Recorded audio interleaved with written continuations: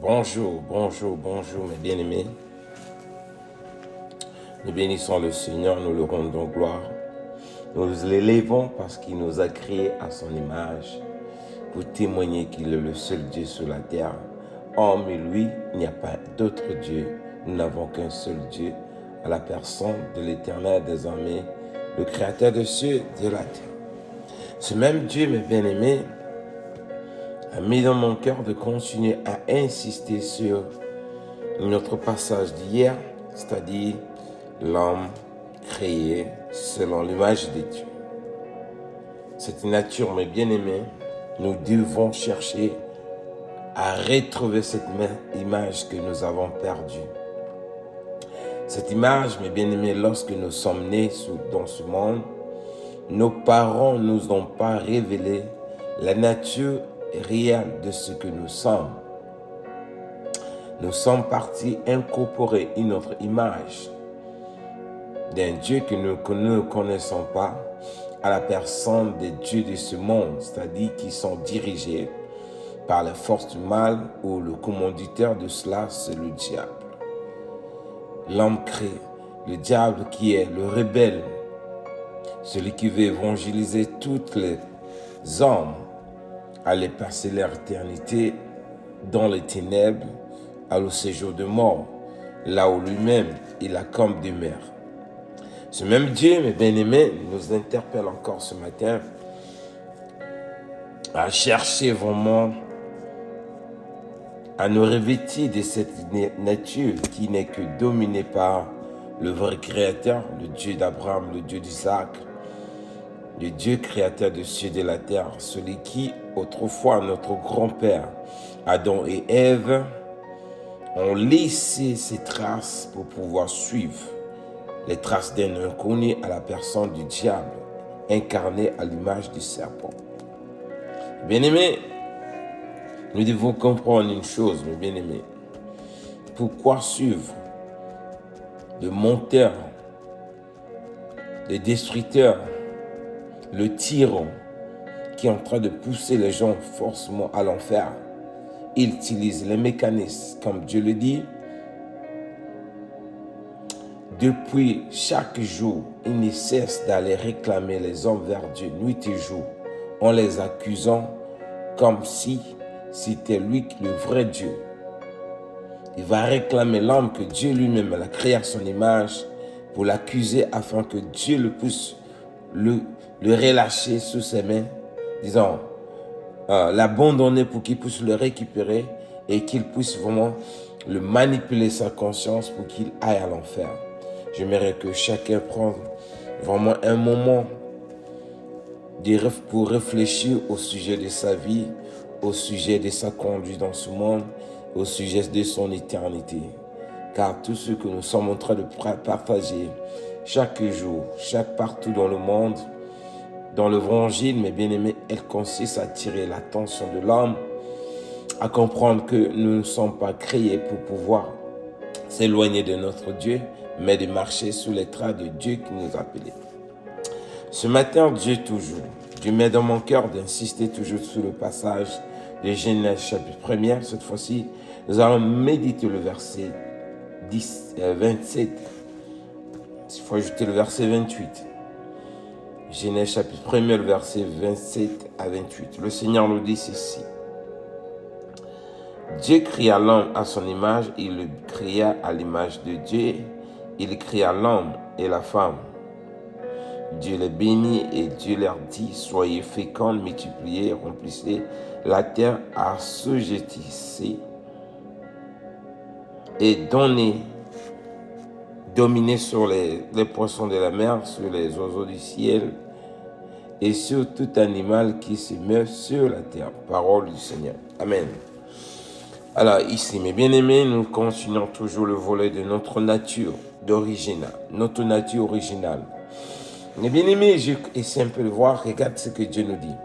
Dans ce monde, mes bien-aimés, quand tu vas dans un magasin, on présente quelqu'un, le marchand qui vend les articles, quand c'est écrit original, tout le monde tire son attention à aller acheter la chose.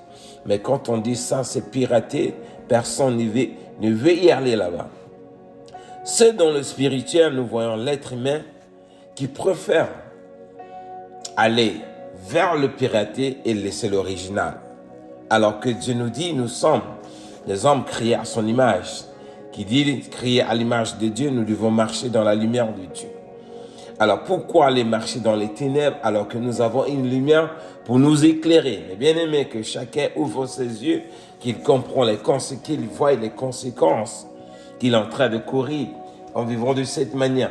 Dieu d'Abraham, Dieu d'Isaac ne t'a pas créé pour que tu puisses t'éloigner de lui, parce que la parole de Dieu nous a dit, lorsque nous avons commencé ce texte, il dit la terre était infirme et l'Esprit de Dieu se mouvait au-dessus des ténèbres. Alors pourquoi laisser la lumière de Dieu aller se perdre dans une couche de ténèbres qui est en train de sombrer la vie de toute personne qui marche sur les traits de cette vie?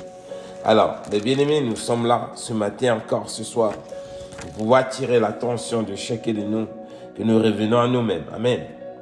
Parce que notre Dieu ne t'a pas créé, mes bien-aimés, que tu marches dans les ténèbres où le diable va dominer sur ton corps. Il faut comprendre, mes bien-aimés, le diable, c'est un esprit. Pour qu'il puisse avoir la force de régner dans ce monde, il a besoin d'un corps humain. Voilà pourquoi il pousse les gens au convoitise de la chair à se rebeller contre Dieu pour qu'il ait le contrôle. En ayant le contrôle, qu'est-ce qu'il fait? Il va vers Dieu, te réclamer vers Dieu. Et reste cette personne a désobéi comme moi, il n'a plus le droit d'être couvert sur ta lumière. Voilà pourquoi les démons s'incarnent dans ta vie, ils s'installent, ils commencent à pratiquer le mal dans ton corps. Tu ne peux pas être un être humain créé à l'image de Dieu et prendre ton corps, mettre ça au service de Satan et ses démons pour que tu sois les disciples. Moi, bien aimé, que cela vraiment touche et que cela attire vraiment notre attention encore ce matin. Parce que notre Dieu ne nous a pas créés pour faciliter l'œuvre de ténèbres dans ce monde, où les ténèbres vont continuer à couvrir la terre. Quand nous voyons, mes bien-aimés, le monde entier, beaucoup de gens ont livré leur vie au service de Satan, où le diable a installé son règne dans leur vie. Ils sont ténébrés, ils ne font que, mon Dieu, engendrer le mal pour pousser les autres personnes à les suivre. C'est-à-dire, ils sont en quelque sorte les disciples au service de Satan pour amener les gens au séjour de mort à l'enfer. Alors, que ça ne soit pas vraiment ta part, mais que tu te ressaisisses si tu es dans ce droit, dans ce chemin, afin que tu rentres en toi-même et es sorti de là-bas et retrouver, aller vers ton Créateur qui attend ce que sa lumière puisse luire en toi. Dans le livre de Genèse, chapitre 5, le verset 1 à 2, Dieu dit, voici la postérité d'Adam, lorsque Dieu créa l'homme et il le fit à l'image de Dieu. Il créa l'homme et la femme, il les bénit et il les appela du nom d'homme lorsqu'il les fit créer. Amen. Alors, mes bien-aimés, si aujourd'hui Adam pouvait revenir dans ce monde, si Dieu pouvait rebobiner le monde actuel, ramener Adam à nos jours et qu'il puisse lui-même voir de ses propres yeux la manière ses descendants sont en train de vivre, est-ce qu'il sera-t-il content? Si Adam venait habiter avec toi dans ta maison pendant que tu en vis en ce moment même, en ce jour nous sommes quand? Le 21 mai 2025. Adam et Ève viennent habiter avec toi dans ta maison. Et il simple de remarquer, vois ta conduite, la manière dont tu vis. Sera-t-il content de te voir vivre de cette manière ou sera-t-il déçu de ta conduite? Que chacun interpelle sa conscience. Alors, mes bien-aimés, ça veut dire quoi? Si Dieu crée l'homme à son image, à sa ressemblance, ça veut dire nous devons vivre selon la lumière qui couvre tout être humain qui a été créé par Dieu. Si Dieu t'a créé, tu es censé à marcher tel que Dieu t'a appelé à y vivre dans ce monde, dans la terre des hommes. Tu n'as pas été créé pour que tu sois un dépotoir des démons. Ils doivent régner dans ta vie, dépotoir des forces du mal qui puisse dominer sur toi. Tu dois être dominé par Dieu, par la lumière de Dieu qu'il a mis sur la terre. Car la parole du Seigneur nous dit ici dans le livre de Genèse, chapitre 1er et 5 plutôt. Chapitre 1er, le verset 3, il dit quoi? Dieu dit que la lumière soit et la lumière fut. Amen. Est-ce que la lumière de Dieu, c'est ça qui est en train de te conduire dans ce monde, en train de diriger ta vie? Ou bien tu es en train de vivre dans les ténèbres, où tu fais semblant d'être dans la lumière de Dieu, mais en réalité, tu n'es pas. Mais bien aimé, celui qui est conduit dans la lumière de Dieu, ses actions sont carrément en accord avec la lumière de Dieu, avec la vérité de Dieu. Donc, nous ne sommes pas là, mais bien aimés, à crier, à continuer, à donner la force à Satan qui continue à dominer dans ce monde avec ses crimes, le mal qu'il est en train d'injecter dans ce monde. Parce que les hommes acceptent de cohabiter avec lui. Voilà pourquoi Satan et ses démons ont la force de continuer à régner dans ce monde. Mais si aujourd'hui, tous les êtres humains qui vivent dans ce monde, ils prennent la résolution d'arrêter de mettre le stop, faire un stop à la vie qu'ils sont en train de mener hors Dieu, mais bien aimé, le diable va disparaître dans ce monde.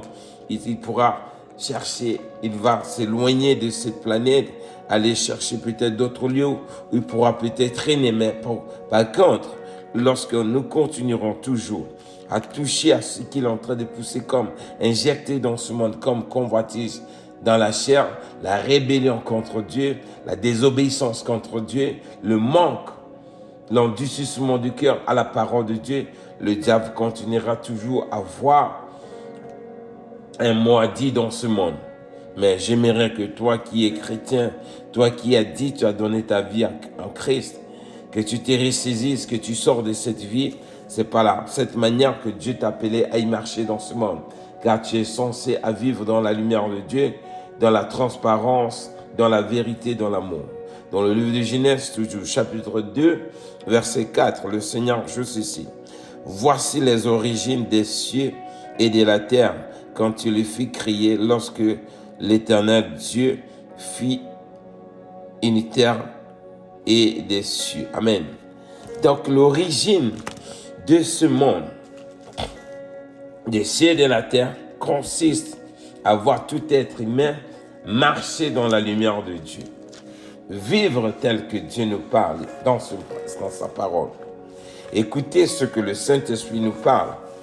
Et bien aimé, on dit, la parole de Dieu dit, la puissance du Saint-Esprit, c'est-à-dire l'Esprit qui a ressuscité Jésus-Christ entre les morts. S'il habite dans vos corps, elle donnera à tous vos corps mortels la vie. Pourquoi? Parce que le Saint-Esprit, c'est une puissance qui transforme, quelle que soit ton incrédulité. Si les Paul, dans 3 jours, ils ont été évangélisés, transformés, et ils ont été convertis, nés de nouveau, mes bien-aimés.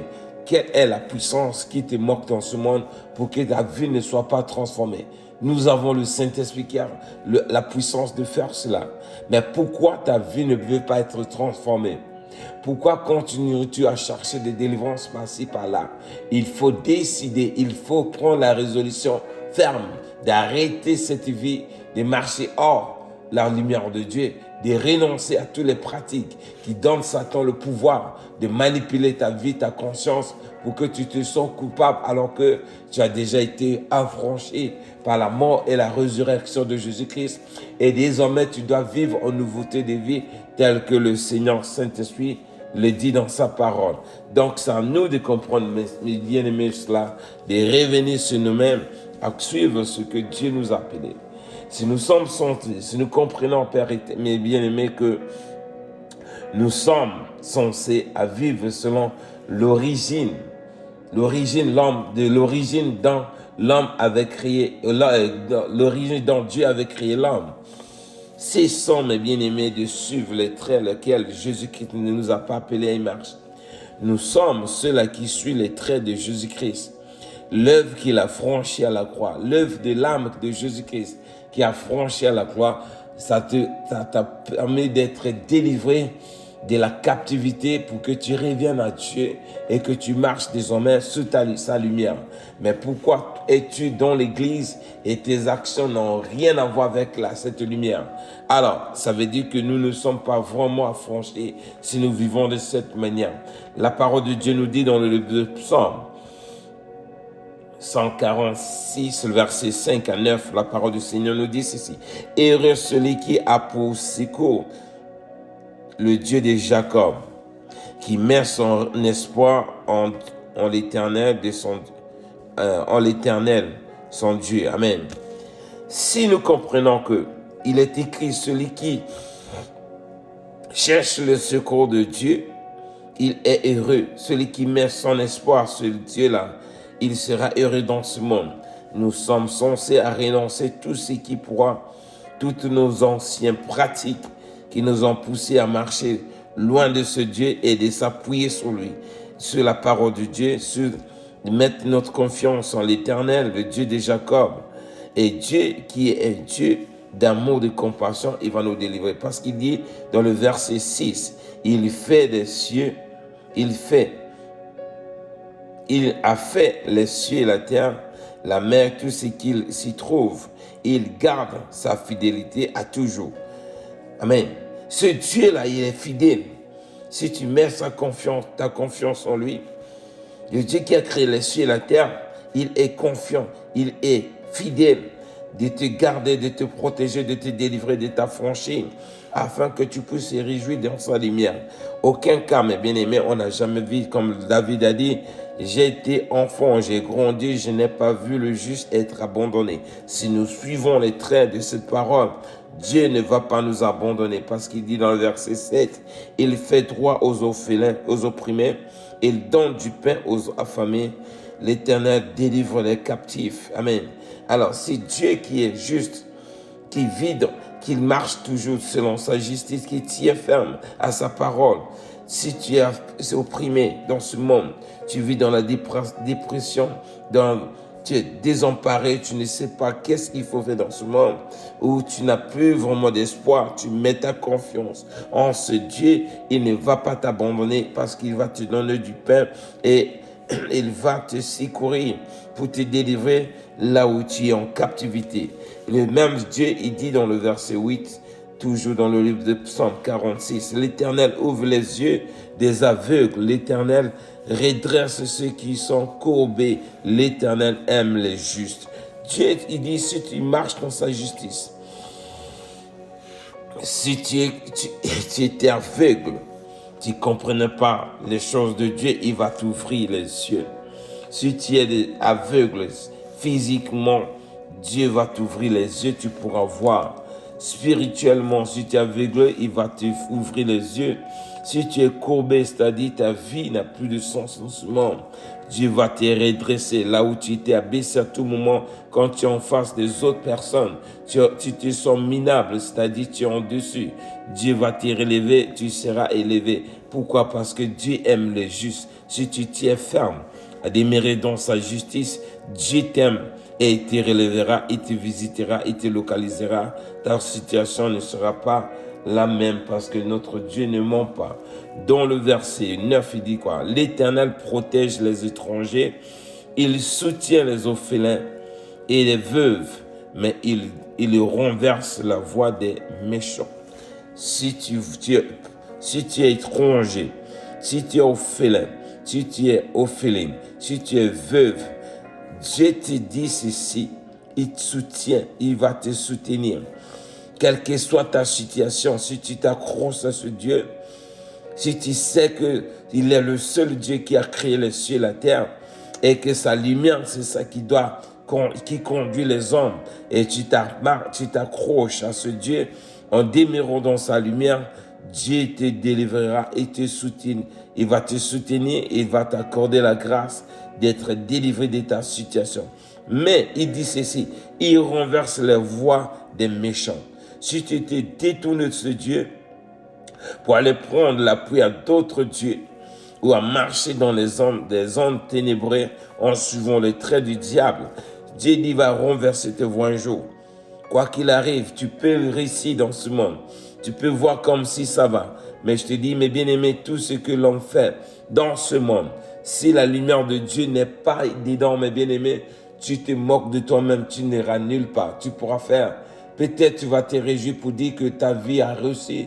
Tu te réjouis de cette manière. Mais je te dis, le tyran, celui qui est l'accusateur de frères et sœurs, il va t'accuser un jour, te réclamer. Après, il va te détruire, il va t'égorger et il va te tuer. C'est son travail. Ce qui peut sauver, protéger l'homme dans ce monde, ce n'est que la lumière de Dieu. Pourquoi, mes bien-aimés, ne pas embraser cette lumière? Pourquoi ne pas faire l'amitié à cette lumière qui consiste à marcher dans la justice de Dieu en le aimant, en le servant, en lui rendant gloire, parce qu'il est le seul Dieu qui nous a créés. Il dit le verset 10, je ne devais pas ajouter ça, mais il dit ceci: l'Éternel règne éternellement, ton Dieu, ô Sion, subsiste d'âge en âge, et dit de génération en génération. Ce Dieu, il est celui qui vit de génération en génération. Donc tout ce qu'il est en train de dire dans cette parole, mes bien-aimés, il veille sur cette parole. Il n'y a pas un autre Dieu pour venir contourner l'Éternel, pour pouvoir t'arracher de sa main. Jamais. Ce qu'il dit, il tient ferme, comme il a dit lui-même. Il n'est pas un fils de l'homme pour se repentir. Ce qu'il a dit est vrai. Il ne peut pas dire quelque chose pour changer la vie. Non. La seule chose qui change la vie de Dieu lorsque l'homme pêche, il prend la résolution de te punir selon tes offenses. Mais lorsque tu viens te repentir devant lui, il va changer la vie. Ça, c'est la seule chose qui peut changer la vie de Dieu. Mais en dehors du reste des choses, parce que la parole de Dieu nous a été donnée pour pour nous inciter à nous détourner du mal, à nous repentir de nos mauvaises actions, de revenir vers Dieu. Lorsque nous posons cet acte, mes bien-aimés, ça change carrément l'opinion de Dieu sur nos vies, ce qu'il avait résolu de nous châtier, de nous punir. Il va renoncer parce que nous nous sommes repentis de nos mauvaises voies. Voilà pourquoi, mes bien-aimés, nous devons comprendre, il n'y a pas deux lumières qui existent en ce monde. Il n'y a qu'une seule lumière que Dieu a créée, c'est-à-dire que sa gloire est en train de rayonner dans ce monde. Tous ceux qui s'accrochent à cette lumière, ils vont se réjouir de cette lumière.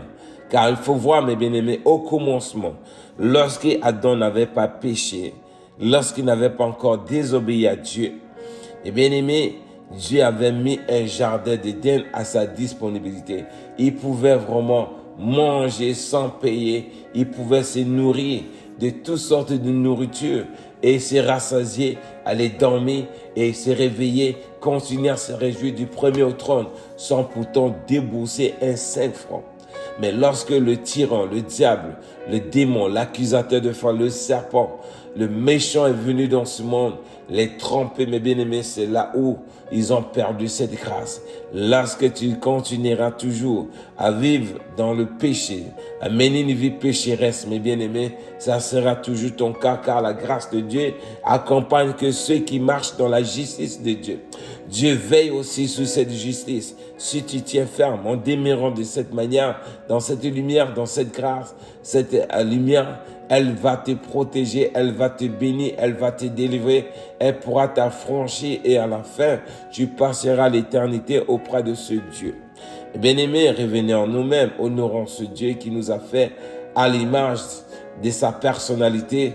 Honorons aussi le titre qu'il nous a fait pour que nous soyons les fils de Dieu sur la terre et que nous puissions voir la gloire de Dieu dans nos vies, mes bien-aimés. On ne voit pas Dieu, mais Dieu s'y révèle dans la vie de ceux qui marchent dans sa lumière dans ce monde.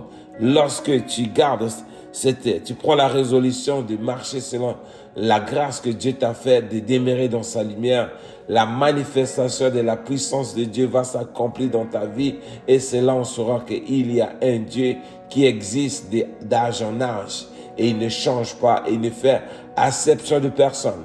Que tu sois pauvre, que tu sois riche, que tu sois maigre, que tu sois gros, que tu sois grosse, que tu sois, je ne sais pas où, dans n'importe quel pays de ce monde, mes bien-aimés, si tu reconnais que Dieu t'a créé à son image, et que tu vises en défendant cette image en toi, en demeurant dans sa lumière, mes bien-aimés, quel que soit l'endroit, Dieu va te localiser. Il pourra resplendir sa gloire dans ta vie et les gens sauront que vraiment tu es un fils de Dieu.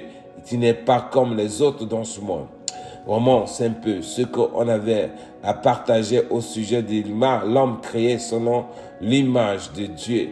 Honorons cette image, mes bien-aimés, car nous ne méritons pas. Satan a péché une fois pour tous. Dieu l'a écarté de sa présence. Mais chaque jour, nous péchons. Dieu nous donne la chance de nous repentir. Revenons à nous-mêmes, entre nous-mêmes, bien-aimés, en vivant de cette manière. Est-ce comme je l'ai dit, si Adam et Ève venaient demeurer avec toi pendant un mois en vivant avec toi dans la même maison, même toi, seront-ils vraiment dans la joie de te voir la manière que tu es en train de vivre, ou ils seront déçus de ta conduite par rapport à ce que Dieu les avait dit comment vivre dans ce monde? Vraiment, c'est un peu ce qu'on avait à partager ce matin. Que Dieu nous bénisse, que Dieu nous protège, que Dieu t'ait affermi, que tu fortifies, toi qui traverses les moments difficiles. Aie confiance à ce Dieu, il n'abandonne pas les justes, il garde sa parole, il veille sur sa parole. Dieu ne pourra jamais t'abandonner. Que Dieu nous bénisse, shalom, shalom. On se retrouve prochaine fois. Bye bye.